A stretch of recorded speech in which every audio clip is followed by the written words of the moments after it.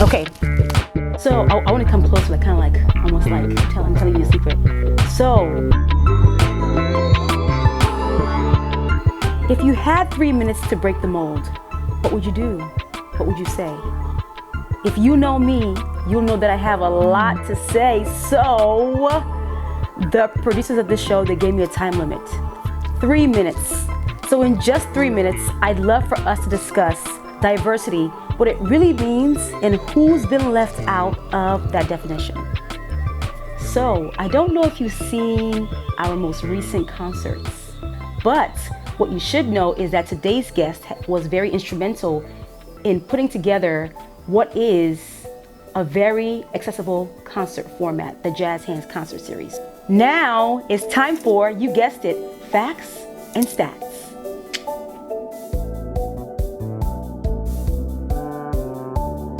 So, did you know, or rather, you should know because we've said it before on an earlier episode of 3 Minutes with Ifu, that individuals who are on the autism spectrum are the most unemployed and underemployed of any group, including individuals with other disabilities.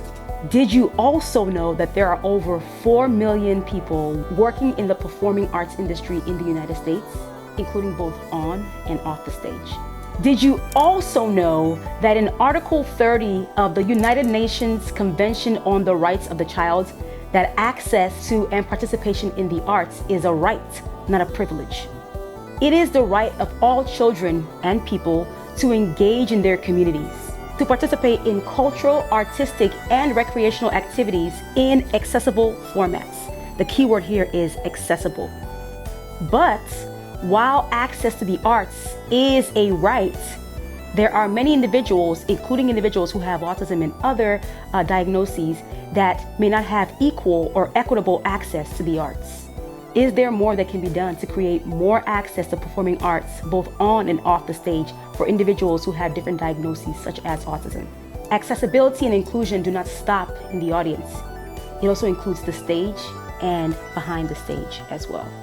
So our guest today is none other than Shaneice Warfield, the amazing. She is a concert producer, a concert promoter, an event manager, a tour manager, a higher education specialist. I mean, the list goes on and on. And Shaneice has more than 5 years experience in large-scale concert and event production.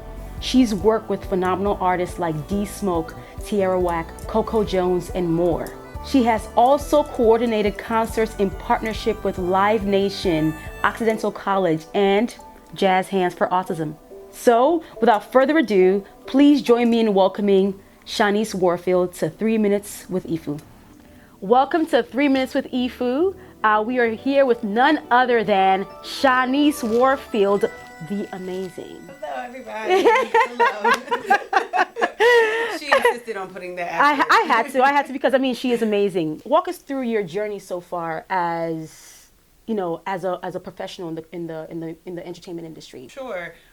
So I pretty much started concert production in the higher education space, mainly putting on like college shows, working with the student radio station as well as the student concert board. Since then I've transitioned as far as like concert production as well as tour management, and then also some event management in there, working with various artists, LA based as well as pretty big renowned artists specifically. And then eventually at this point I'm trying to transition that right now into a music festival. When you kind of envision your own music festival, like what are some elements that you want to include? Well, honestly, any kind of genre. If the music is fire, it's fire. It will be for newer break artists to pretty much like give them a platform. I really want to be able to tap into like a really diverse audience and be able to provide, again, that platform for them to be able to share their work. One, what comes to your mind when you think of diversity? And two, how do you think it applies to your work, or how does it manifest in your work? Gotcha.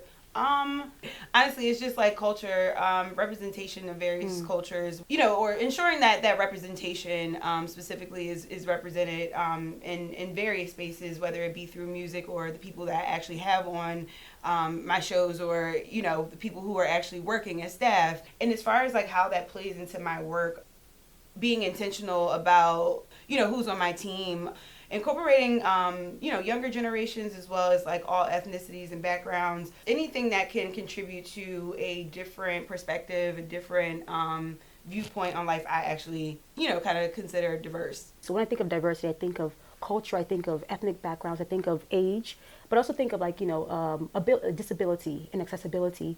So when producing a concert and a live show, what are some ways that you ensure that different types of people who have different types of support needs are able to access and enjoy the show?